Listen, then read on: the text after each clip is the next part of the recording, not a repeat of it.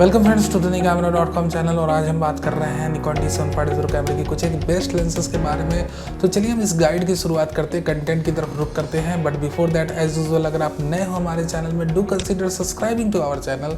और वीडियो अच्छा लगे मेरे दोस्त तो लाइक करना मत भूल जाना। तो चलो कंटेंट की तरफ रुख करते हैं और यहाँ पर हम बात करते हैं सबसे पहले बेस्ट इवेंट शूटिंग लेंसेज के बारे में। अगर आप वेडिंग और इवेंट शूट करते हो या आप ट्रैवल फोटोग्राफर हो और आपको एक ऑलराउंडर लेंस चाहिए, देन फॉर ट्रैवल फोटोग्राफी और वेडिंग और इवेंट शूट्स आप एक कवरेज लेंस की मैं बात कर रहा हूं, जिससे आपको काफ़ी अच्छी रेंज की कवरेज मिले और शार्प आउटपुट मिले। इसके लिए आप 18 से 140 mm की लेंस ले सकते हो। एक काफ़ी अच्छी कवरेज लेंस है और काफ़ी ज़्यादा रेंज कवर करती है, एक ऑलराउंडर लेंस कह लो। और इन जनरल आप निकॉन D750 कैमरा खरीद रहे हो तो काफ़ी समय आपको एज ए किट लेंस जैसी भी ये मिलती है पेयर्ड विद D750 कैमरा। सो एक बहुत ही उम्दा लेंस है, काफ़ी शार्प आउटपुट है, कवरेज के लिए आप इसे यूज़ कर सकते हो ना। अगर आप क्वालिटी पे ज़्यादा डिपेंडेंट हो कि आप अनकंट्रोल लाइट इन्वायरमेंट में वर्क करो और आपकी क्वालिटी बहुत ही ज़्यादा उम्दा है अपने कैमरे के अंदर, तब फिर मेरी ये रिकमेंडेशन रहेगी कि instead of using 18 to 140 mm lens, specifically I am talking about wedding और इवेंट शूटर, आपको यूज़ करनी है सिग्मा की 17 से 50 mm की f2.8 लेंस। 17 से 50 mm की सिग्मा की जो लेंस है काफ़ी उम्दा है। f2.8 constant aperture through out the focal length रहती है, यानी कि आप 17 mm पे शूट करो या 50 mm पे, आपकी जो अपर्चर है कांस्टेंट रहनी है। और कांस्टेंट मैक्स f2.8 अपर्चर के चलते ये लेंस आपको अलाउ करती है कि आप अनकंट्रोल्ड लाइट इन्वायरमेंट में भी काफ़ी शार्प और अच्छी आउटपुट अपने कैमरे से निकाल पाओ। तो वेडिंग और इवेंट शूटर हो, अनकंट्रोल लाइट इन्वायरमेंट में ज़्यादा काम करते हो और क्वालिटी आउटपुट आपकी प्रायोरिटी है, then instead of investing in the 18 to 140 mm lens, you should invest in the Sigma 17 to 50 mm f2.8 lens। तो ये हो गई रिकमेंडेशन आपके वेडिंग और इवेंट शूटिंग लेंस की। अब हम रेकमेंड करते हैं आपको एक best portrait lens. Portrait lens से आप अगर वेडिंग और इवेंट शूटर हो तो ऑफकोर्स आपको काम में ये लगनी है, प्री वेडिंग शूट्स करने, पोस्ट वेडिंग शूट्स करने, आपको हमेशा एक लेंस रखनी। जब भी आपको ज़रूरत लगे तब आप इससे पोर्ट्रेट्स कुछ निकाल लो। साथ ही साथ एक पोर्ट्रेट लेंस आजकल सबकी ज़रूरत होती है और आप 50 mm की f.8 लेंस जब खरीदोगे तभी आपको APS-C सेंसर की एक्चुअल यूटिलिटी पता चलेगी, तभी आपको पता चलेगा कि कितनी अच्छी ये सेंसर बैकग्राउंड ब्लर जनरेट करता है। तो मेरी रिकमेंडेशन, अगर आप D750 कैमरा खरीद रहे हो तो एक पोर्ट्रेट लेंस तो ज़रूर लो। इवन आपको इंटरेस्ट है या नहीं है पोर्ट्रेट फोटोग्राफी में, बट आपको लेंस ज़रूर लेनी चाहिए, तभी आपको पता चलेगा लार्ज सेंसर की आउटपुट कैसी होती है जब आप थोड़ी सी बेटर लेंस लगाने जाते हो।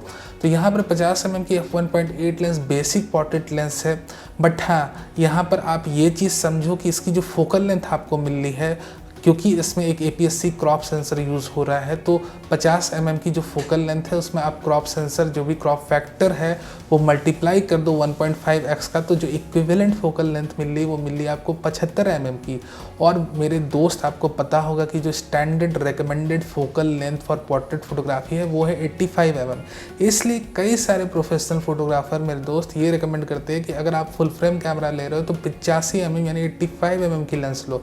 बट इन जनरल अगर आप APS-C कैमरे के साथ आपको पोर्ट्रेट्स में वर्क करना है तो आप 50 mm की लेंस के साथ वर्क करो, क्योंकि तभी जो इक्विवेलेंट फोकल लेंथ है वो नियर अबाउट आपका 85 mm तक पहुंचेगा। यानी कि निकॉन के साथ आप पेयर कर रहे हो 50 mm की f1.8 लेंस, तो लगभग आपको जैसे मैंने कहा 1.5x क्रॉप फैक्टर के चलते 75 mm की इक्विवेलेंट फोकल लेंथ आपको मिलेगी। तो मेरे दोस्त आपको बस यही समझना है कि जो सबसे बेस्ट फोकल लेंथ है इस कैमरे के लिए APS-C DX फॉर्मेट के लिए वो है 50 mm पोर्ट्रेट फोटोग्राफी के लिए। 50 mm की f1.8 लेंस भी ले सकते हो, f1.4 लेंस भी ले सकते हो अपने बजट के अनुसार।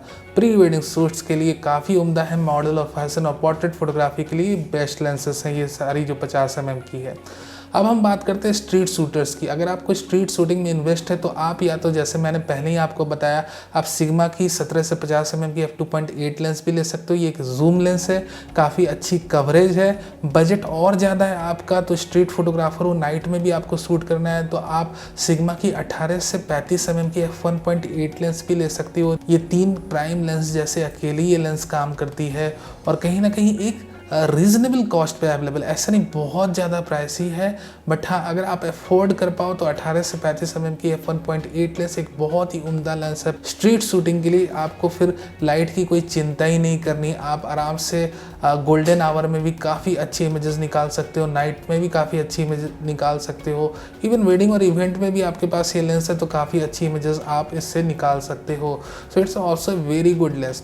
अपार्ट फ्रॉम दैट आपको एक अच्छा अफोर्डेबल सॉल्यूशन चाहिए स्ट्रीट फोटोग्राफी का, तो निकॉन की आप DX फॉर्मेट की 35 mm की f1.8 लेंस ले सकते हो। ये लेंस एक प्राइम लेंस है, इससे जूम पॉसिबल नहीं है, but this is a standard focal length for street shooting.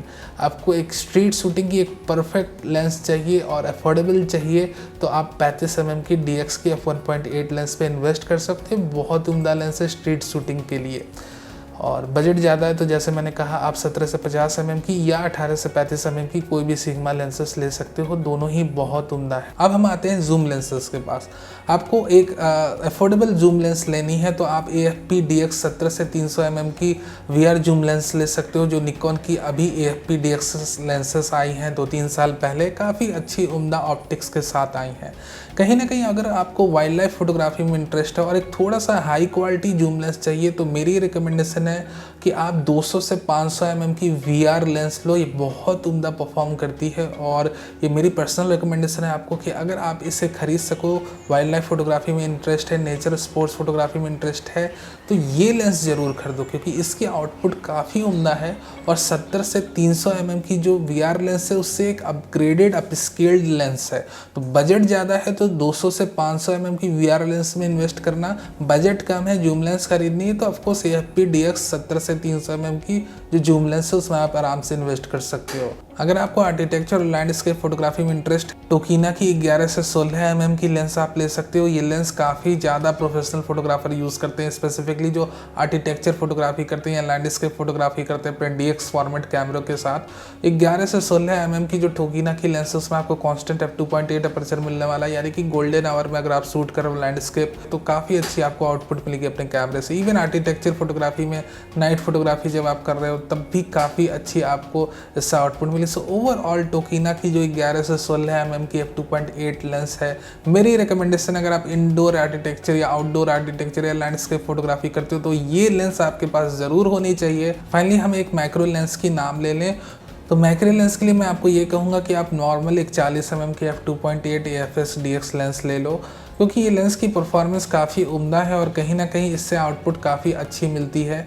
और अगर आपको इसमें इन्वेस्ट करना है मैक्रो फोटोग्राफी में तो आप बेझिझक होकर कर सकते हो, आराम से कर सकते हो। बट ये लेंस रिकमेंडेशन मैं बिगनियर्स के लिए कर रहा हूँ कि अगर आपको माइक्रो फोटोग्राफी में इंटरेस्ट है और आपको एक बहुत ही उम्दा लेंस स्टार्टअप के लिए चाहिए तो 40 mm की f2.8 लेंस एक बहुत उम्दा लेंस है, आप इससे अपनी माइक्रो फोटोग्राफी की जर्नी बिगिन कर सकते हो। So these were my recommendation today, I hope you like it related to the Nikon D750 camera. इसके बावजूद आपके पास कोई क्वेश्चन आपके पास बच गया हो, you have the comment section, आप बेझिझक होकर पूछ सकते हो और मैं आपको हेल्प करने की भरपूर कोशिश करूंगा। Thanks very much for watching this video, hope you like it. Video अच्छा लगा हो तो लाइक करना मत भूलना। अभी तक देख रहे हो और नए यूज़र हो हमारे चैनल के, then do subscribe to our channel. Thanks again very much for watching this video.